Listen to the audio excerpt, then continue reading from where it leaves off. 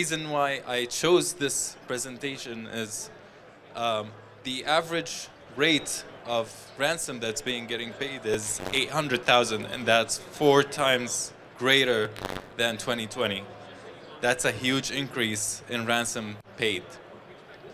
We are even after ransom have been paid, we're seeing some instances where about 35% of the data is lost. Not all of them is being retrieved after a ransom is getting paid. So we always want to keep in mind the different ways to protect our data, make sure that our data is available to retrieve from when we need it. The total cost of an attack is closer to $1.5 million. That's including the ransom that's getting paid, the extra hours that IT team is having to put in to retrieve that data, the extra hours on top of that, and extortion rate is on the rise from 3% to 7% between 2020 and 2021. Security has been top of line for a lot of customers. Everyone is thinking about it different ways. Why do we need it? It's basically because the bad actors out there have an infinite time to try and attack you. And the good users, us, we need to be right 100% of the time. We cannot afford not even one mistake. Meanwhile, the bad actors, they can try unlimited amount of times, and they need to be just right one time to be profitable. And this is why more security defenses are being placed. A lot of customers are investing more in security aspects and different ways to secure their environments. Now we've seen all those securities being implemented, but they're not always being as successful as we would wish them to be, and that could be from a lot of different things. And the top 7 reasons that we've seen why those are not being, the security is not working the way that we've expected, is because of these 7 reasons.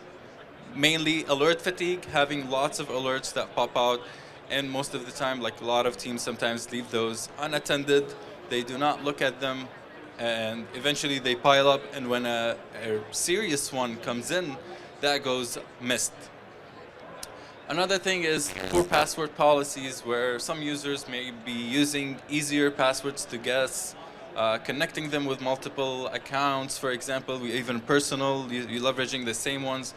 That's a poor password policy that is sometimes getting implemented. Lack of network segmentation, especially in the move to the cloud, because we think that in the cloud everything is simple, everything needs to be a lot simpler than what it should be in on-premise. That's not always the case. Network segmentation is needed. Another thing is not testing the backup, making sure that your backup is working, able to restore from it, it's healthy, in a healthy state. Usually a lot of customers don't test those to make sure that they are working.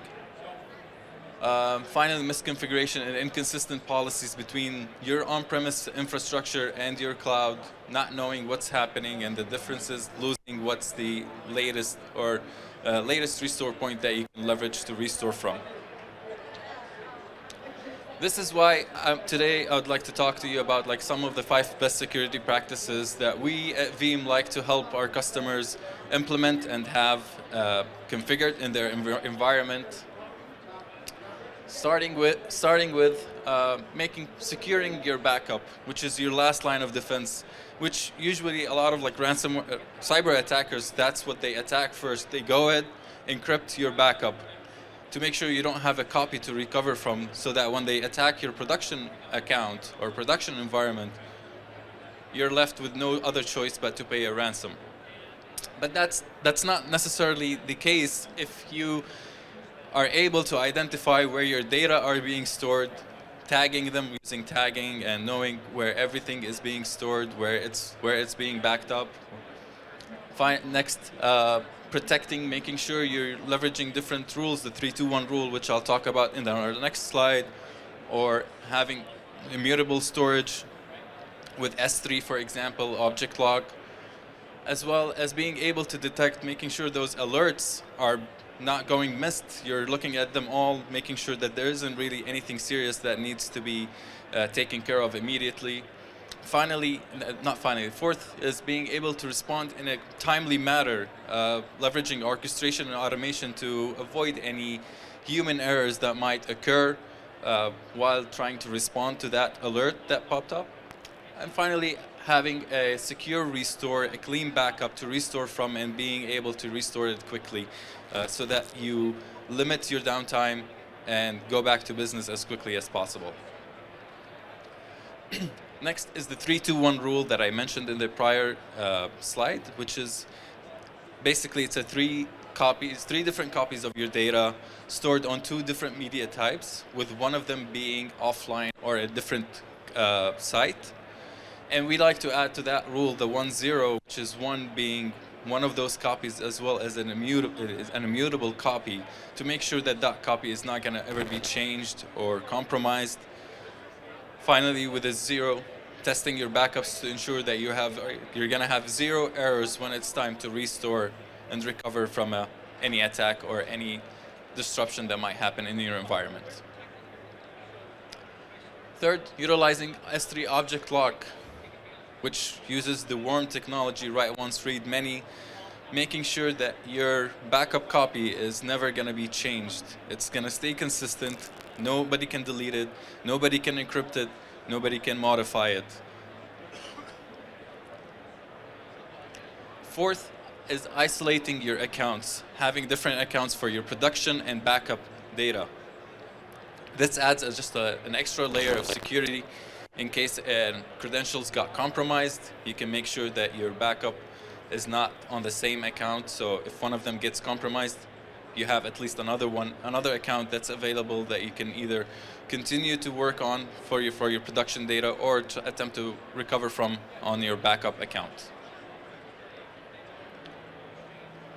Fifth is, which is also an AWS best practice, never give privilege to a user except if they need it, and that's starting them with the least amount of privilege that they need. Do they need to create an EC2 instance? Do they need to write into S3? Do they need to modify like your RDS instances? Only the permissions that is required for the role allow that. And the same thing applies to our Veeam appliance that runs on AWS. You can only provide it with the permissions that you need it to do on your account. You don't have to give it everything, all access to everything. This is something that AWS always pushes back against. Do not give allow to everything on all of your resources. Next, other considerations that can complement the 5 best security practices that you have. Multi-factor authentication, which is very common and used, which can also be leveraged to add for making sure that whoever is accessing that user is actually that user, because they're going to have to authenticate in a different way, either with their phone or using a device, as well as role-based access control. Are you a restore operator, or are you going to be running backups, or are you just like there to view to see what's in there? Giving that access control to different users based on what is their work is that they need to do.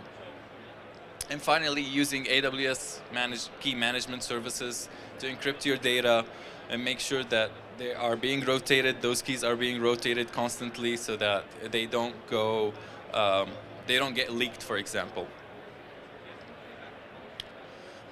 If after all of this, for some reason, like you're still struggling to maintain your backup data and make sure that your backup data is clean, it might be time to look at what's the cause of this. Are you using a legacy solution that doesn't stretch between your on-premise and clouds, or doesn't succeed with modern applications that we see running these days, such as EKS, ECS, Kubernetes, all of those, and those legacy solutions might not be the best solution to protect against cyber attacks?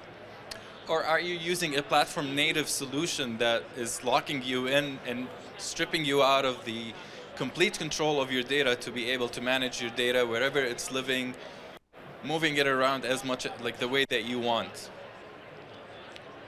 And this is why today, like at Veeam, I'd like to introduce you to our solution if it's new to you, which stretches across multiple environments, whether it's on-premise, in the cloud, if it's a SaaS, Microsoft 365, Salesforce. We're supporting all of those environments that can be all controlled through a single pane of glass, giving you the complete mobility and capability to control your data wherever it's living, giving you the freedom to move it around, run it in different environments anytime that you want.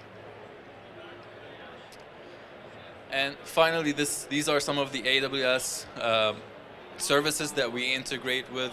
We're constantly working on coming up with protecting and integrating with new services. So we're growing our partnership with AWS.